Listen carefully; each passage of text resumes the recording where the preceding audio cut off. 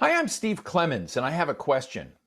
Does morality matter anymore? Did it matter ever in American politics? Let's get to the bottom line.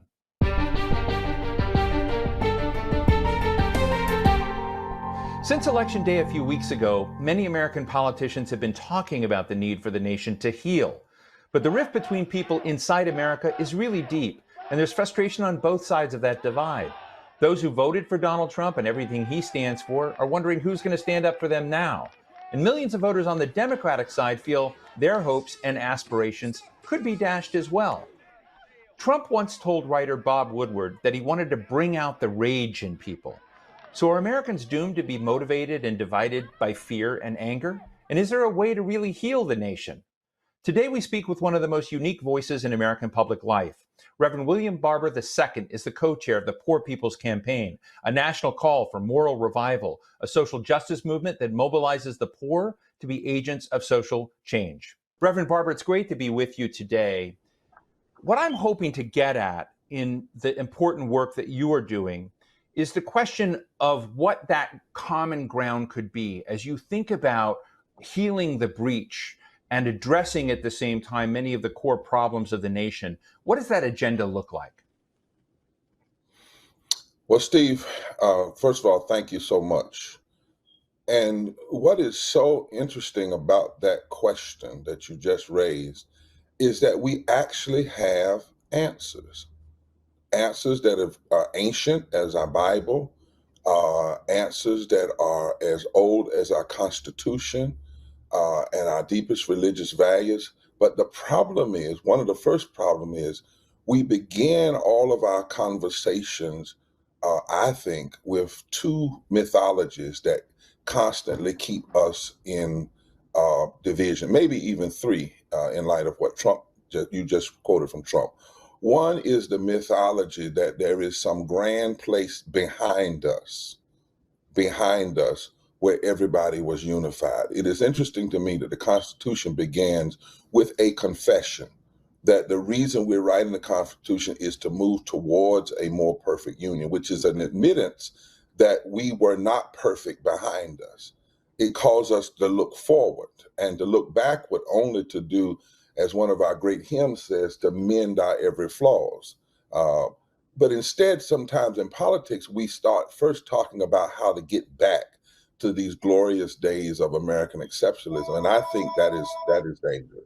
The second mythology that I think is this notion of language of left versus right, and now we say left, right, and centrist. I often wonder, where does that language come from? Now, I know historically it comes from the French Revolution. Those on the left were against the monarchy. Those on the right were for the monarchy. I guess those in the center were for a mixture. But we're not in the French Revolution. And to automatically try to put people in these false categories, left and right and center, actually, I think, creates division, but also many times doesn't allow us to say some things are not left versus right, they're right versus wrong. And if we look at our deepest moral and constitutional foundations, we have to be able to say some things are wrong, are unconstitutional, are morally unacceptable, and are economically insane, and are constitutionally out of line. We have to be able to do that. Otherwise, we end up giving equal moral status. The third thing, I think, in the midst of Trumpism that we have to deal with is the danger of putting all of the problems we're seeing now on him. Now, he is a big cause, but he had a lot of enablers. And just like you said in your opening, when he said he wanted to bring out the rage, he's not even quoting himself. He's quoting Pat Buchanan and Kevin Phillips and the people who worked with Richard Nixon in the 1960s to develop a strategy called positive polarization that was designed to split the country for political power.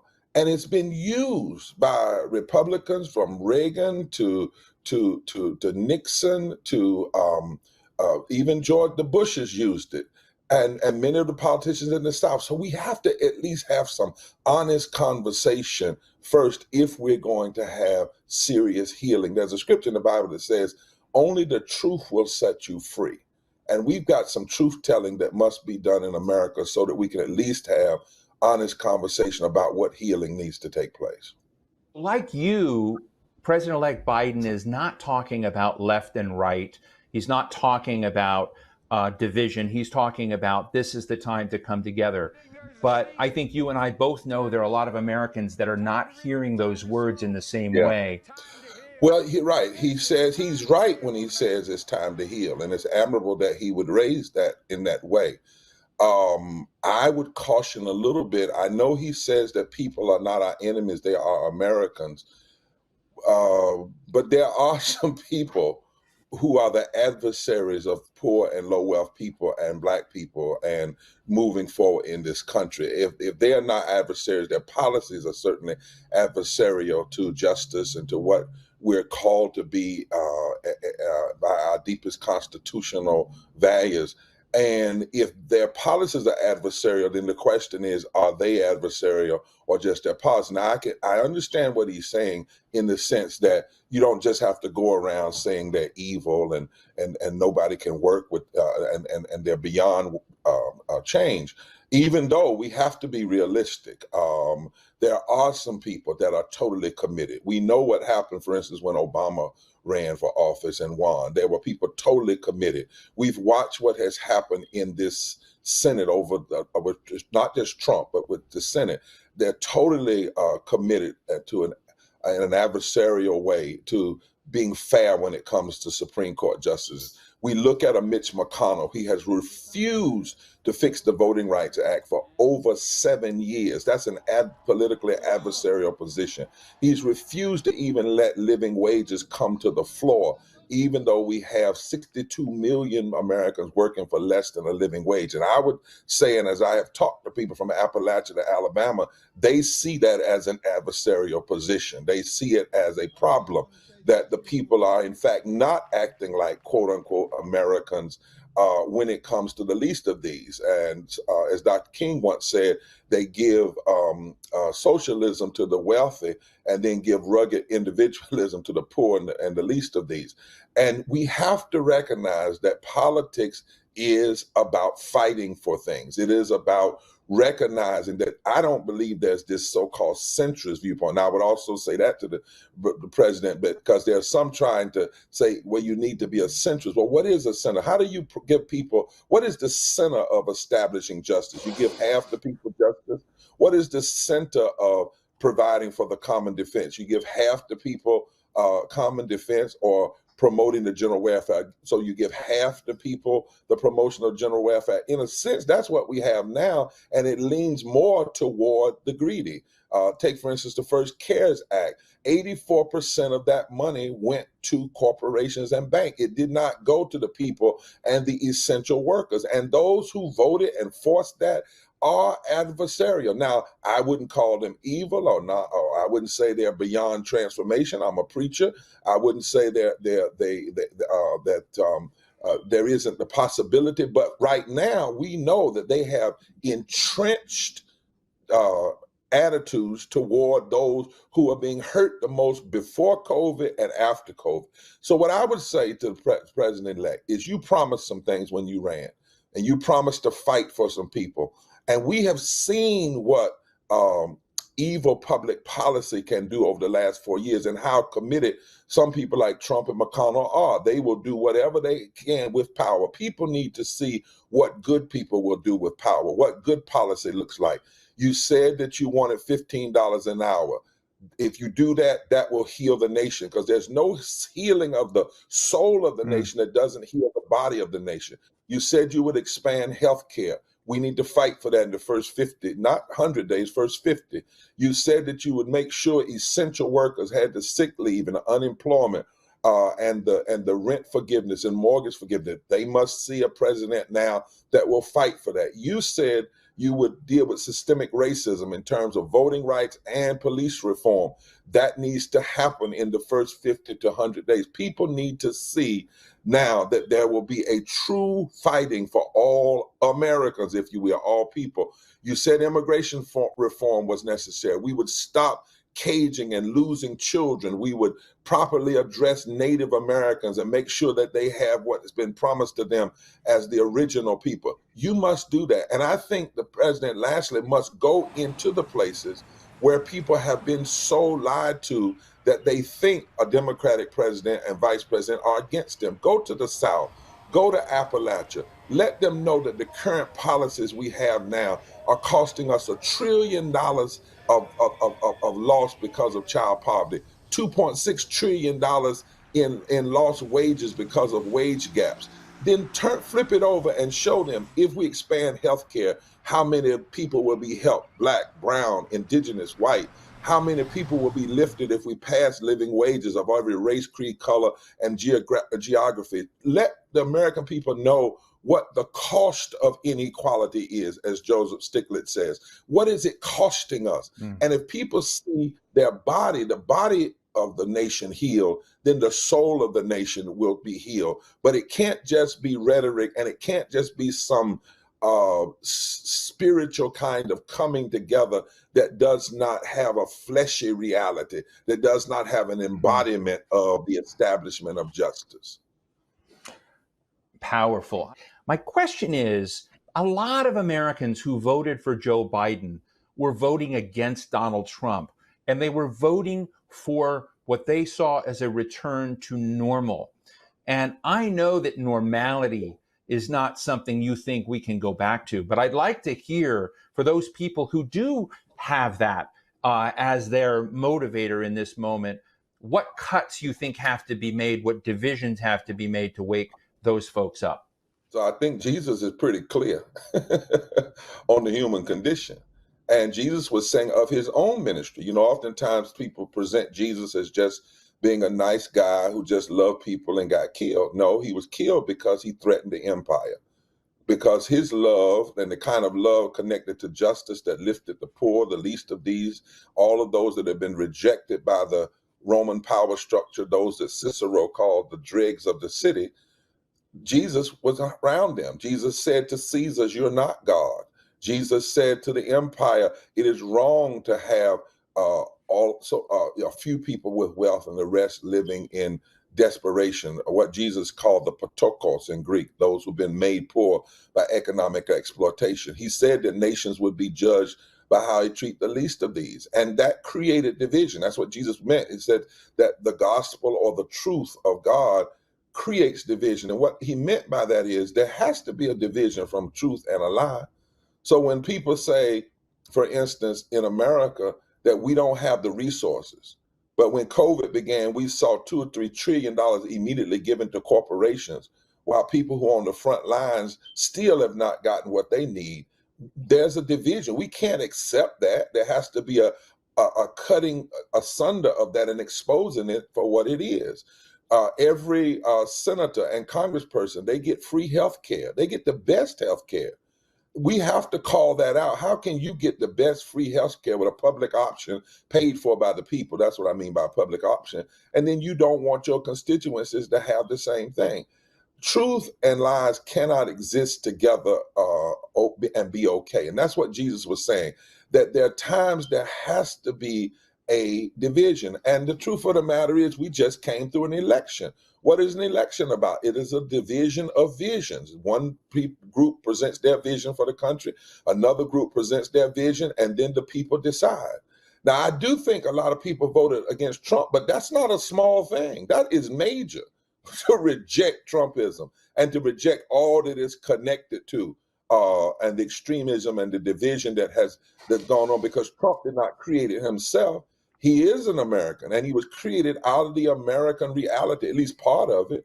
And part of that American reality has been an American reality that's always trying to go back to division and trying to live in the divisions and believing that that is the way to have power. And as I said, he spoke to an audience, not that he created, but that had been created for some 50 years before he ever ran for office. So division is a part of our reality. Even in the health, we used to, when I was in the country, my grandmother used to have something called lancing a boil. It meant splitting a boil so the pus could come out in order for healing to take place. And in a real sense, we have to do that because in addition to the people that voted against Trump, which is huge, we now know from early returns that 55% of people making less than $60,000 a year, poor and low wealth people, voted against Trump. Um, Last time, poor and low wealth people voted against Trump. The volume wasn't as high because some 34 million poor and low wealth people didn't vote, but 6 million more voted this time than voted last time. And they didn't vote for normal. They didn't vote just to go back to pre-COVID, because pre-COVID was 140 million poor and low wealth people in this country, 43% of the nation, 66 million white people, 26 million black people. 61% of all black people. Pre-COVID was 87 million people without health care or underinsured. Pre-COVID was 62 million people working for less than a living wage. Pre-COVID was 4 million people getting up every morning who could buy unleaded gas and can't buy unleaded water. Pre-COVID was 54 cents of every discretionary dollar going to the war economy and less than 16 cents of every discretionary dollar going toward healthcare, infrastructure, and education. Pre-COVID actually preconditioned us in some ways to be harmed by the pandemic. Most public health officials will tell you that in addition to the terrible and almost criminal-like inept response to the pandemic of the Trump administration, in addition to that, it was the fissures of poverty and systemic racism that has given the opening for this pandemic to be even worse than it could have been. The majority of the people that are dying, Steve, and I close here, are poor and low wealth people. The majority of the people being hurt are poor and low wealth people who did not have the wages prior to COVID and the health care prior to COVID and the sick leave and unemployment prior to COVID. So large numbers of people, if they voted against Trump, they also were not voting to stay where we are, I believe. And a large number were voting for us not to return to normal, because normal was not good. Normal was not good. This moment of pain gives us a chance to address what the bad normal was so that hopefully we can move to some new possibilities in this nation.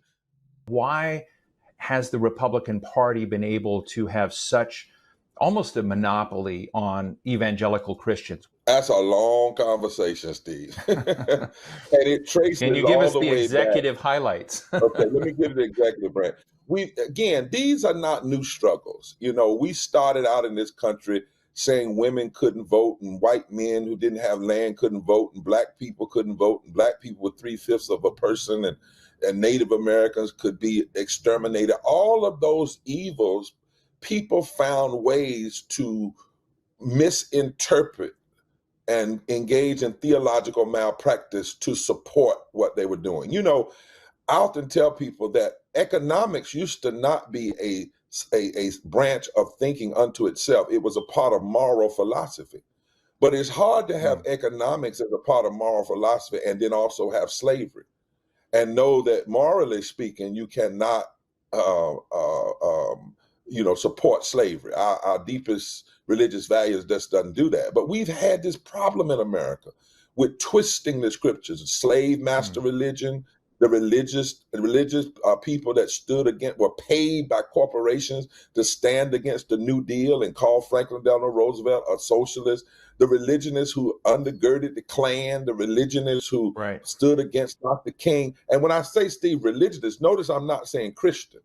And even this term of evangelicals, the way the media talks about evangelicals, like I'm an evangelical, but I wouldn't be counted, because the way the media often talks about evangelicals, they talk about white evangelicalism, which is really more of an emphasis on white than evangelicalism. So here's what the problem is.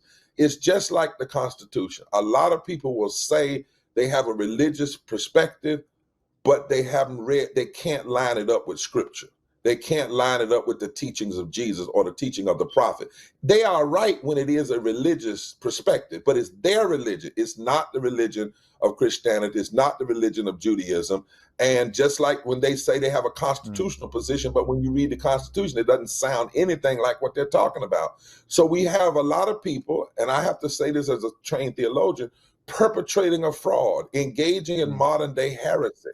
And that's why more and more people are coming out. We're actually putting out a 14-point plan, first 50, 100 days, rooted in our deepest religious traditions and our deepest constitutional traditions this week for the Biden administrations to say, here are things that have to be done if we're going to be constitutionally consistent, morally defensible, and economically sane. What would be a red line disappointment for you in the incoming administration that they could get this wrong and not take the enlightened path that you're encouraging them to? Well, it sounds like, Steve, you have read the post 1963 Martin, and I'm so glad you have, because some people think all he said was "I have a dream," which is the closing of the speech at the March on Washington. It wasn't even the title of the speech. The title of the speech was "Normalcy Never Again." Normalcy never again. That's why one of the agenda items of the March on Washington was $2 an hour living wage, which today would be 15. And then, of course, the Voting Rights Act. And then, Dr. King said we have to deal with three issues: poverty, racism, and militarism.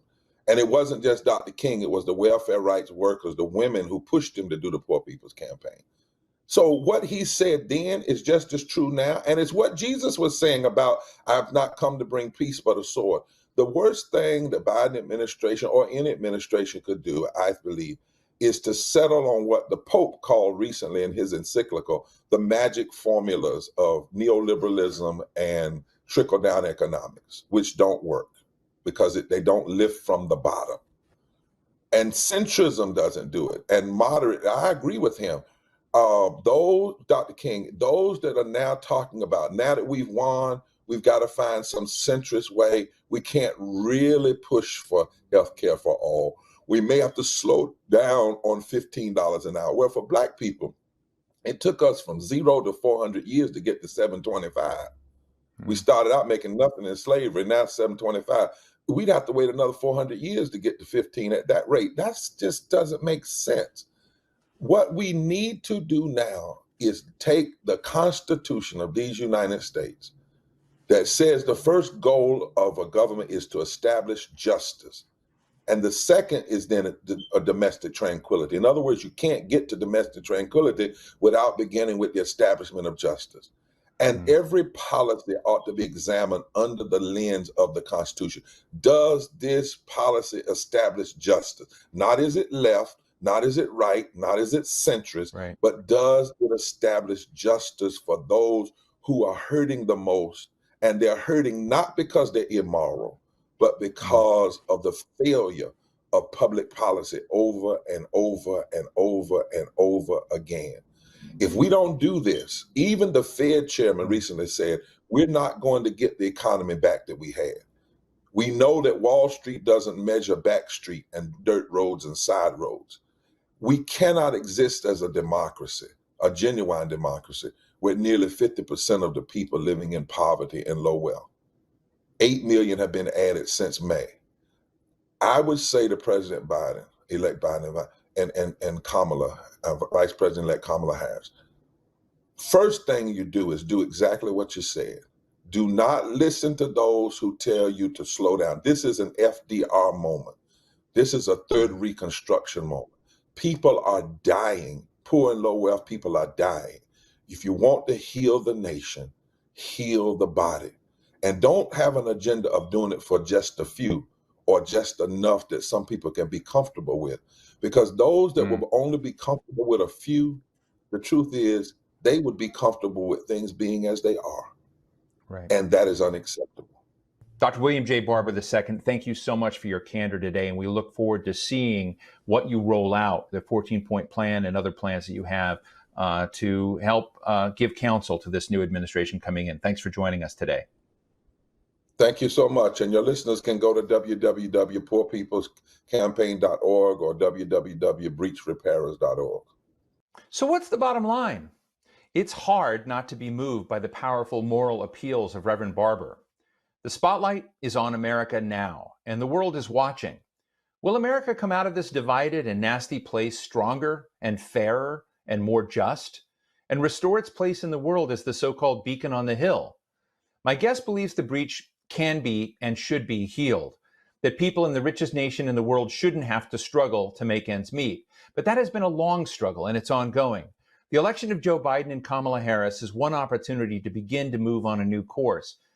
But let's face it, American history is also full of opportunities that were never taken. And that's the bottom line.